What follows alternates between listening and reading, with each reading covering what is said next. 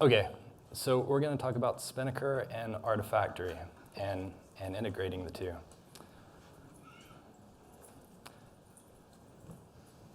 So it's kind of small print.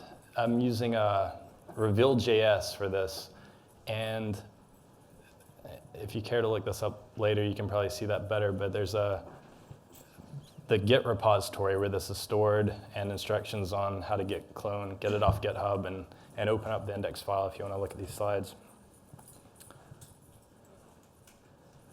So my name's Clay, and I work at Pivotal currently. And I actually helped start Spinnaker a few years ago when I worked at Netflix. And Spinnaker is a deployment tool. Does anybody use or know what Spinnaker is? Really? Wow, cool, okay. And so it's pretty cool now working at Pivotal a few years later and having a different perspective on the same open source project. And whereas when I was working at Netflix, we were doing a lot of development to make Spinnaker work for Netflix. Now at Pivotal, it's kind of more community driven. Like we got a lot of different companies using Spinnaker, and we're trying to cater to them all and kind of generalize things to work for everybody a little better. And so what I'm going to talk about here first is continuous integration delivery. Sometimes those are kind of used interchangeably, but I'm going to talk about the differences between those two things. Then we're going to talk about Spinnaker, which is a dedicated deployment tool, and what that means. And then we'll talk about Artifactory, but not kind of just a few of the features that you might not have seen that we're using for the integration. And then at the last part of this, we'll talk about how to integrate Spinnaker and Artifactory and some of the work we've done to help with that. So, continuous integration. This is a nice picture I stole off of Google's site where they're explaining their continuous integration, and it's nice. It says everything I wanted to say in one picture, where you're typically pulling your code from source control, you're building it, you're testing it, and you're releasing it. Now, sometimes I'll ask people, I'm always asking developers what they're using to deploy their code. And a lot of times those answers are Jenkins or Bamboo. And that's fine. But it kind of looks like this in practice. So you probably got a Jenkins job that's building your deployable artifact, and then you've got some script at the end of it that's deploying that to your cloud, to wherever you run your service. And you're missing some things by doing that. It's kind of bolted on. So, like a real deployment tool is going to have some extra things. It's going to have like an inventory of what does your cloud look like. You're going to be able to query it. You're going to be able to take action. It's going to have some best practices. Like at Netflix, we call these red-black, but the rest of the world seems to call them blue-green. But basically, deployments where you have zero downtime and you're constantly moving to the next version. There's canary analysis, where you deploy something new and you compare it in an automated way against a baseline, against a known server group that you trust. And of course, rollbacks. And that's the kind of thing that Spinnaker, a tool like Spinnaker brings, that you're not going to get tacked onto the end of your Jenkins build. And so here's two more slides, this one and the next one, that I took from Andrew Phillips, who works at Google, and I did get his permission on these. And this one kind of talks about the difference in continuous integration and delivery, and not the tools, but you actually want a different type of tool. Whereas your continuous integration, it's going to run quick. It's probably going to build your code and run unit tests. It's going to be isolated. Over in continuous delivery land, You're likely to have a pipeline. Sometimes these can take hours to roll out your code to all the right places and do the right checks along the line. It's a lot more complicated than a continuous integration tool can really take into account. This is probably my favorite slide in the deck. And so this is the route that your code is going to take to get in production. And no matter what tools you use, you're likely going from source to the second node here kind of represents CI, right? You're building and testing. Then your artifact storage, which could be Artifactory. And then the fourth little box there is your deployment.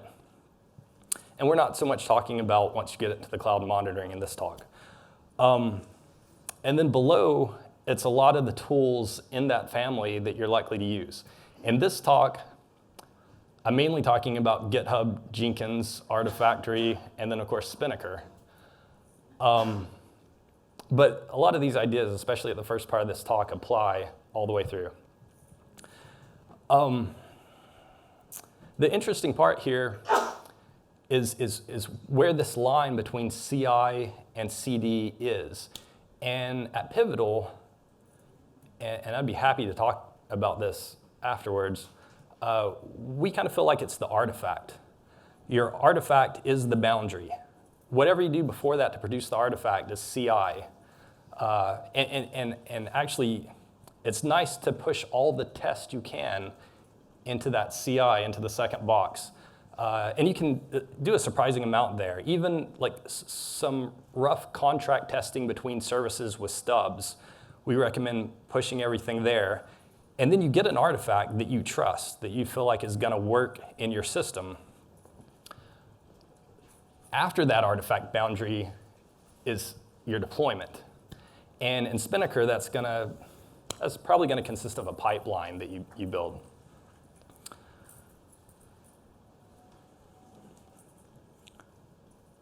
And so I'm going to show how this works with those specific tools, with an emphasis on kind of keeping track with the metadata all the way through. Ideally, once you deploy to the cloud and you have questions about that deployment, you can see a server group that you're running there in Spinnaker and trace it all the way back to know what artifact that server group, what are you running there? Back to the build to see what build produced that artifact. If you want, all the way back to the commit and the source code repository and know exactly what you're running. And that's not always important, but when you have questions about what's being run, that traceability gets really nice. Okay, so that's kind of the overview. We're going to talk about Spinnaker. But first, I'm going to mention Asgard.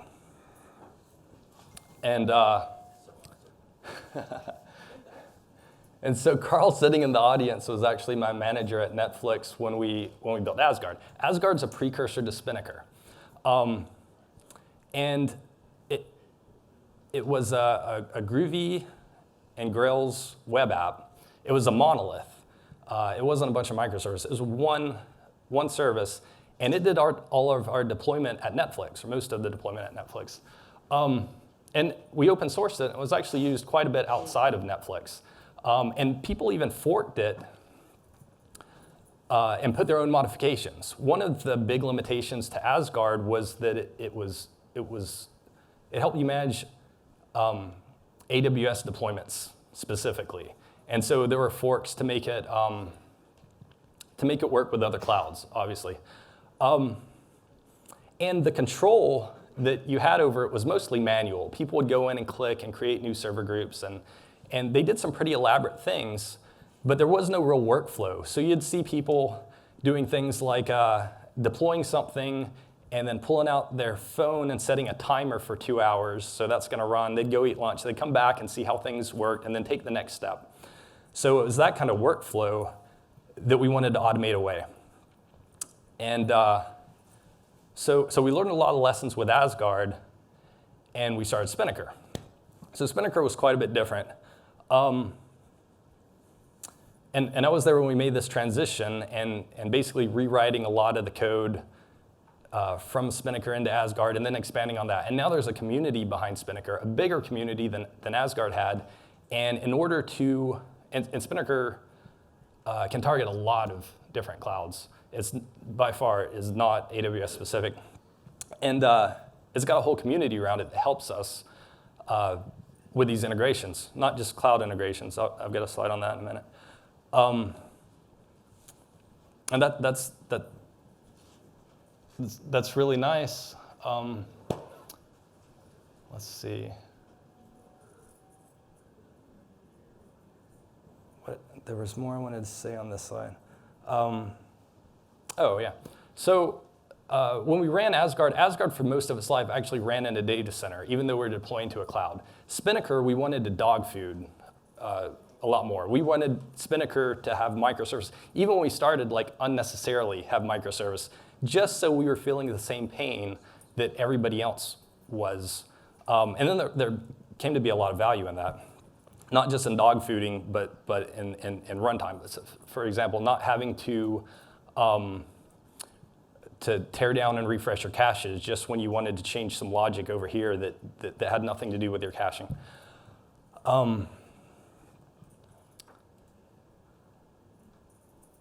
This is a tweet from a teammate at the time, Tomas. This is when we were in the room and we clicked the button to open source Spinnaker. In 2015. And that's the current team. And we had written and used Spinnaker a year, 2 years before this, before we were able to open source it. This slide shows kind of all the integrations that Spinnaker has with, of course, other cloud providers, like I mentioned, but CI systems, monitoring, notifications, if you want notifications on Slack or an email that your deployment went well, all kinds of things. And of course, artifact support.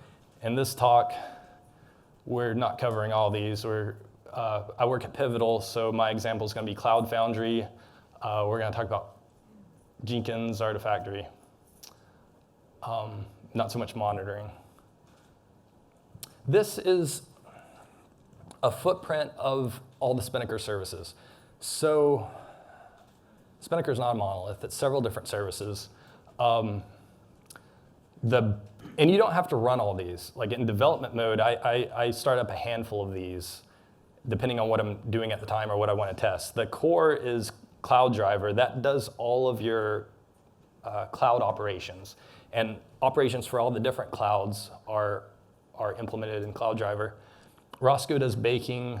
Fiat down there at the bottom is like authentication. Kayenta is canary analysis.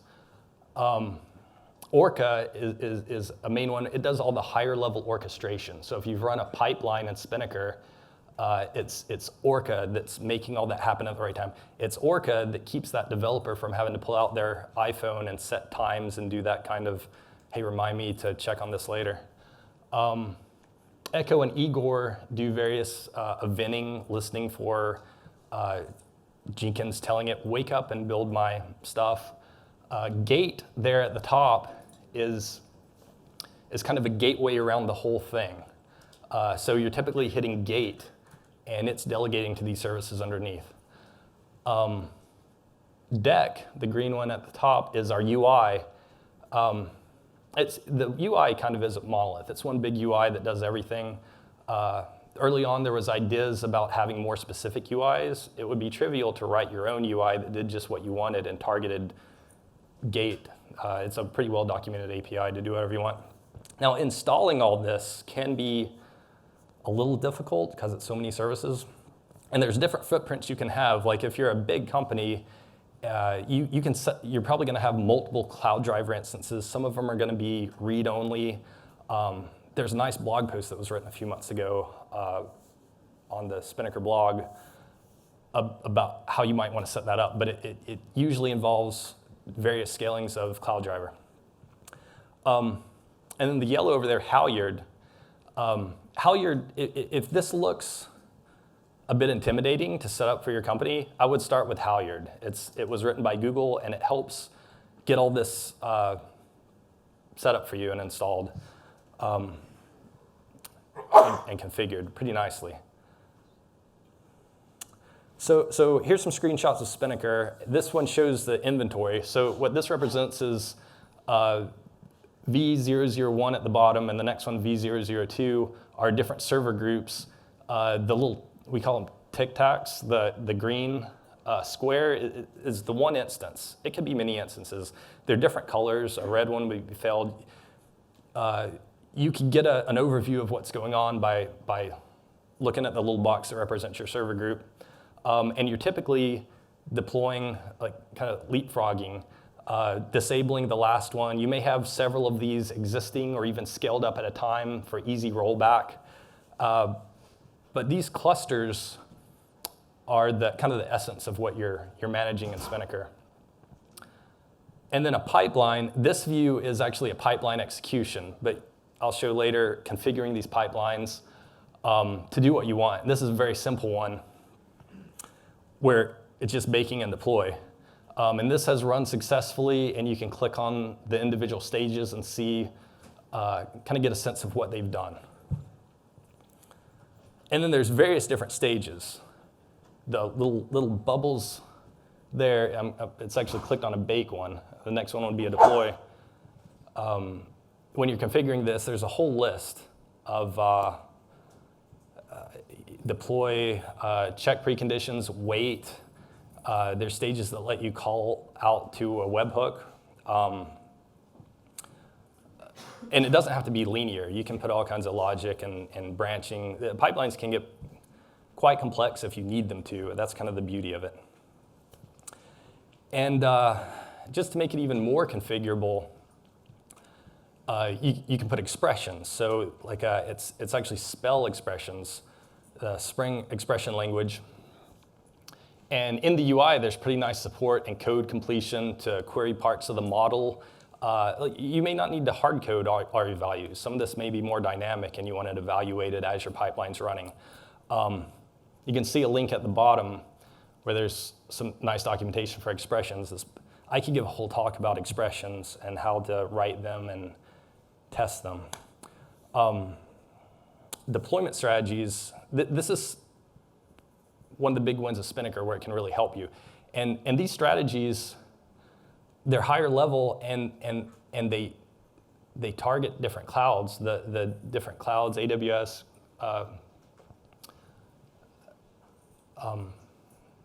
whatever cloud that's supported, these kind of delegate down to the individual implementations. So like a red-black, you can see the different server groups. You scale up a whole nother service group over there in the green, and when you're happy with it, you switch a load balancer over. These concepts kind of transcend any specific cloud. A rolling red-black, it doesn't scale up the whole next server group. Some people might have sizing constraints and may not be able to double all of their instances. And so it kind of, as you gain trust in the new version of the code that you're deploying, it drains one and fills up the next server group. And then the last one, Canary, I don't feel like that picture really does it justice. What you're doing is basically putting new code out there and then automating a baseline. I like this slide better for showing how a canary might work. This is actually a more complicated pipeline view in Spinnaker, and you can see you deploy a baseline and a canary, basically two versions of your code. There's a canary analysis stage, which takes those as inputs. And the cool thing about the canary is you don't have to specify what you want to compare. It kind of looks for, you can configure it, but it basically looks at errors and a lot of different things. And it gives you an overall health. Is this new code behaving like the old code did? That could be a talk by itself. All right, now I'm going to talk a little bit about JFrog, specifically well, this is just the general Artifactory slide. So in our idea of your CI is going to put the artifact in Artifactory, and your deployment tool is going to pull it out of Artifactory. And everybody here is probably familiar with how Artifactory is going to store your artifact. What you may not be as familiar with is Artifactory's build info, which your build can push all of its data into Artifactory, and so like what you see over here on the left is my build numbers. In this case, I think it's Jenkins. And then data inside about like what version did this produce. There's all kinds of cool stuff you can do with this build info in Artifactory, like get a sense of what artifacts share dependencies, what dependencies were ultimately in artifacts. Really what we're doing with this is we care about the metadata, the coordinates. We want to be able to push the metadata all the way through. So this lets us get the build information and push it on through into Artifactory. You push it on through into Spinnaker, even if Artifactory is your starting point of a pipeline. So this is the Artifactory documentation, and about how you would use the build info. So the reason this is here is to show how flexible this is. No matter what your CI tool is, there's integration, Jenkins, TeamCity, Bamboo, to publish the build info as part of your build in that CI tool. If you aren't using a CI tool or you just don't want to use that plugin, there's ways to do it more manually from your build, from a Gradle or Maven build. It's pretty dynamic. The point here is no matter where you are, there's a way to get this build info into Artifactory from your build. And the other thing I want to mention on Artifactory is AQL, the query language. So there's some example there from their website. Basically, there's endpoints where you can query what's in Artifactory. So get all of the items, which is like files. So in our case, we get a lot of the POMs and look back and see what artifact they're a part of, and also get the build information from them. So this is the AQL model. And so a lot of times we start with items because we're constantly querying for the POMs in our trigger. This is something I'll show in a second. And we start with the items because that's a file, and we're basically asked for the items that are POMs that just came in since the last timestamp, since the last time we checked. And we also want the build information, which is down there. So we kind of have to traverse the model over and start with items, but also get the builds associated with that. And that's a little bit hard to see, but this is the actual query that we're using. So we start with items. We're looking at a specific repo. The last modified date is the last time we pulled, so these values are put in there dynamically. And in the bottom is include the path, the repo, and the name from artifacts.module.build. So we trace over to the build, and this is how we get the build information, if it exists. It may not exist, and then we just don't have it, but at least we have artifact information. Okay, so now we're going to talk about, we've kind of set the stage for talking about the integration between Artifactory and Spinnaker. So this is how it used to work. So you have a Jenkins job. It probably produces a jar. It could also have a properties file that it creates, which is just key value pairs. And that goes into Spinnaker. The properties is totally open-ended. You can put whatever you want in there and then use it however you want in a Spinnaker pipeline. There really wasn't a lot of help there about what to do with this. And then Spinnaker is going to create your server group with that jar. You might also push that jar into Artifactory. There were ways you could just push the jar to Artifactory and then have your pipeline try to go get it out of Artifactory, but that got kind of weird because it was Jenkins that triggered your pipeline, and probably at that point, that jar might not have been uploaded. It might not actually be in Artifactory, so you might have to wait or retry, and that can be kind of tricky in a pipeline. So we built an Artifactory trigger rather than just a Jenkins trigger. So the Artifactory trigger, okay, so pretend the red Jenkins and the next box down don't exist, and it starts with Artifactory. So when the new Artifactory jar that you care about shows up, Spinnaker wakes up, a Spinnaker pipeline that uses the Artifactory trigger wakes up, grabs the jar, grabs the Artifactory info, gives it to Spinnaker, and then the server group at the bottom, in this case, you can see that it has stuff associated with it. It's not just a server group.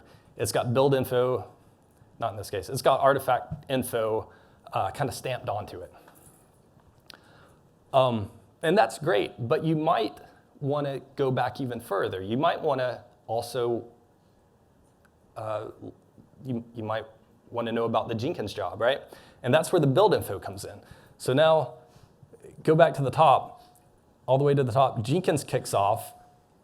It does your build, but if you got it configured with the Artifactory build to push the Artifactory build info to Artifactory, now you've also got that information. So then Artifactory, at this point, it wakes up Spinnaker, and it doesn't just have the jar and the artifact info, but if you publish the build info, it can push that too. And then Spinnaker creates a new server group, and it's got artifact info and build info. So as opposed to this, which Artifactory is kind of over here out of the equation, and you just get a raw server group, with the Artifactory trigger, and if you've done the build info, you get a lot more metadata stamped onto your server group. And then you can use this for traceability. So here's the part that's kind of ugly and hackish, is all of this is none of this is cloud provider specific, right? A build is not, the artifact info is not, but the way that this stuff is stamped on a server group right now is. And so we put it on a server group because, so basically, this information should exist and be tied to a server group for the lifetime of that server group. We didn't want it in a separate system, and this is a pretty common way of doing this in Spinnaker. Every cloud has a different way of attaching this metadata to a server group. Some clouds have nice tags, and that would be the ideal way to do it. Sometimes you can't trust your tags, and you use like naming conventions. In Cloud Foundry's case, our hack to do this is down here at the bottom. This is showing the view of the server group in the Cloud Foundry UI, and it's environment variables, so specially named environment variables. When we create the server group, we stamp these on there, and then anytime we look that up, Spinnaker knows how to pull these off and show them. So if you look closely, and you probably can't see this at all, these environment variables at the bottoms are things like artifact name, artifact version, artifact URL, and then the equivalent things for the build name, the build number, the URL. This is how we tie this data. And every cloud is going to have specifics here. The code on both sides of this that pulls this out and makes it available, and on the other side puts it in an API call or on the UI, that has nothing to do with your specific cloud, but the way that you stamp it on here unfortunately does. And we're working on ways to make this not cloud specific, but ultimately somebody who knows that cloud is going to have to implement this, even though it's not much to implement. All right, so from here we're going to talk about the setup to get everything I've talked about going. So this is going to be interesting. This is actually a video, so that I don't have to worry about connecting to the internet or running the 6, 7, 8 different services that I have to be running and hoping that it's all working right. I'm going to show a couple of videos. And this first one is setting up Jenkins to publish the build info. There's a lot of ways to do this. This is kind of, if you look up how to do this on the Artifactory site, you'll see a video that's kind of like this. So here's the job, and I'm going to go look at configure. And this is a pipeline build in Jenkins, which actually has a Groovy DSL that configures the build instead of the form. So in that text that you saw was everything you need to know. Luckily, I have another side that shows that code. I'm not doing anything mind-blowing here. I'm connecting to an Artifactory server.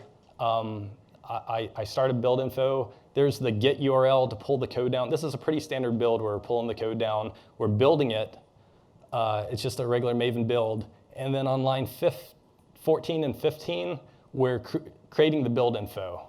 And this is the magic incantation to do build info. We execute the Maven line 19, and then on line 23, we publish the build info. So it's just a couple of lines of code extra. I'm sure there's a way to do this in the form view. It's basically a checkbox saying, yeah, do build info and upload it and you tell it where your Artifactory is. This is a view of the artifact trigger in Spinnaker. So now we're out of, we have that Jenkins job set up. We're going to run it, and it's going to publish build info. In our pipeline on Spinnaker, instead of a Jenkins trigger, we have an Artifactory trigger where we, the type, there's different kinds of triggers. There's a lot more than just a Jenkins and Artifactory trigger. I'll show that in a moment. The name of our Artifactory, we've configured this elsewhere in Spinnaker. And artifact constraints, you kind of narrow it down to, in the case of Artifactory, what group and artifact name do we care about, or even specific version. And then this is a screen in Spinnaker where we are actually doing the deployment.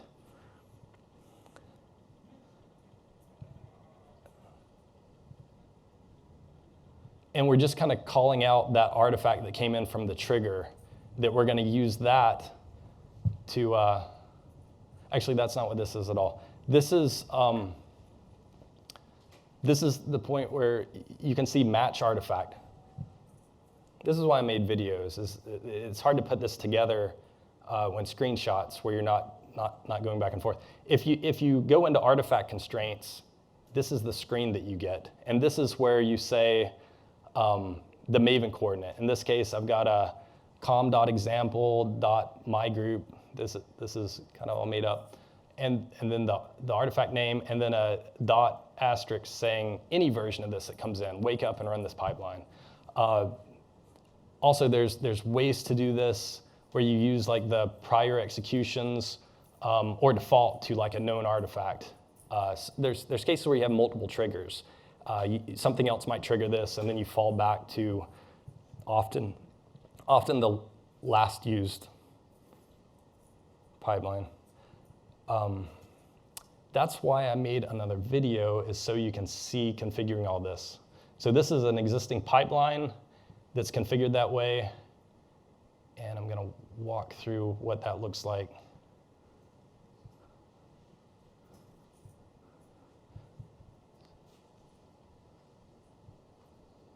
Great. So we clicked into the pipeline, and this is the pipeline configuration view. There's a very simple pipeline, a basic configuration and a deployment. So the configuration is where we set up this Artifactory trigger. There's lots of other things, notifications. This is where that stuff comes into play. That's a view of the different kinds of triggers you can choose. Docker registry webhook is used a lot. Travis, a pipeline can call another pipeline. Jenkins get.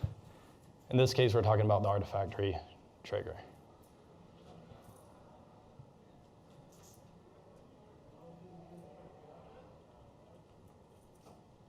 So we're setting all that up. We're going to go in and look at the actual artifact. We put these cheesy names just so we can refer to it. This is Polite Dolphin 81, but we got a library in here that comes up with a name. You can name it yourself. But it's just so you can reference that all the way through your pipeline.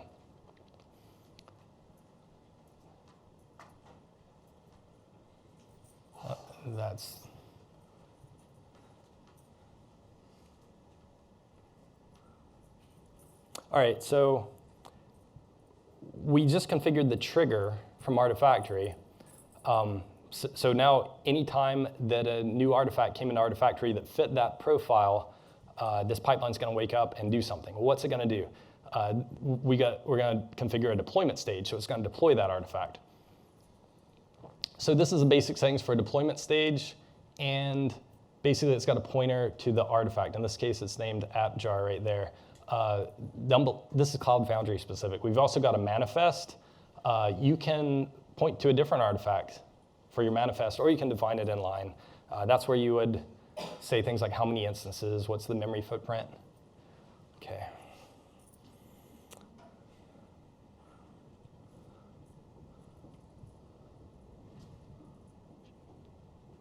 So here we are configuring the deployment stage.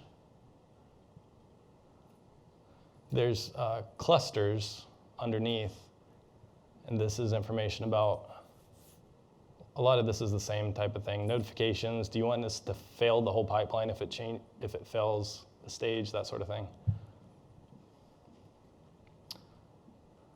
You can see here it's referencing the same polite Dolphin 81 that we configured in the Artifactory trigger. And in this case, the manifest, we're just defining everything by hand. There's also a artifact that we could configure there, which you would do similarly.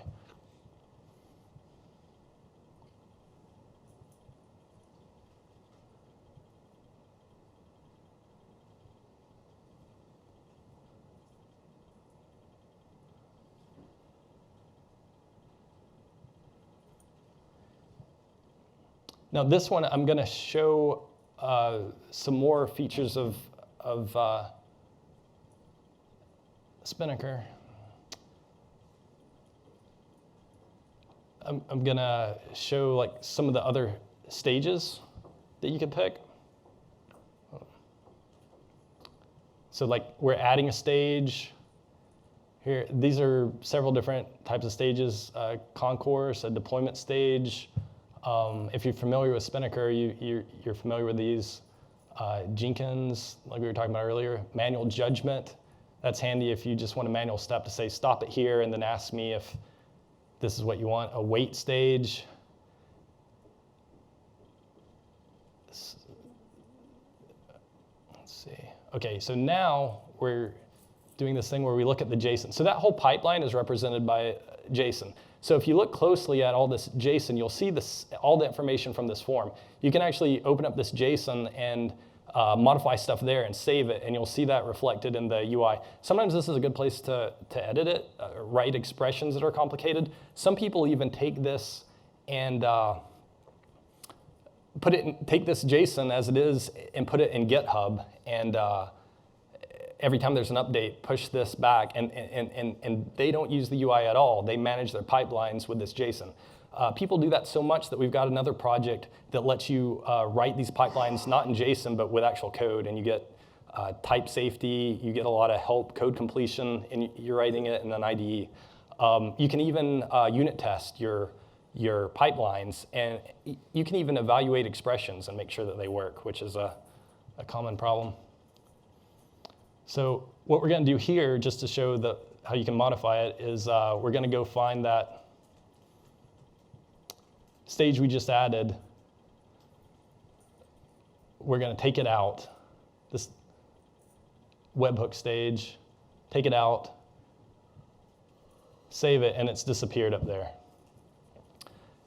That's not directly relevant. It's just kind of an aside of a Spinnaker pipeline feature. Okay. So now we just set it up. We're going to watch this actually work. So back to the Jenkins job. Don't get confused that we're using pipelines. This is Jenkins pipeline.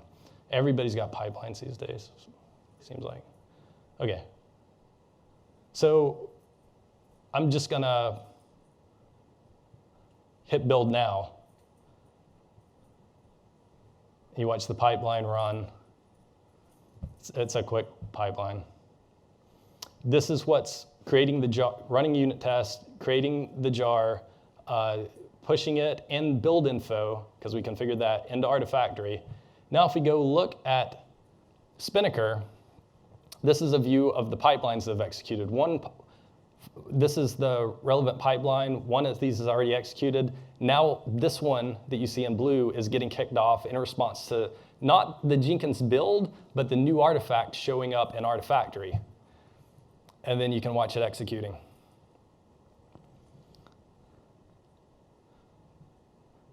And it goes through all the steps of basically pushing that new artifact into a server group and spinning up the instances. This is the execution context. This is a different JSON. This is a way to go in and look and see all the information about the status of your build. Most people don't need to do that. But if you're curious, you can dig down into that. Last video.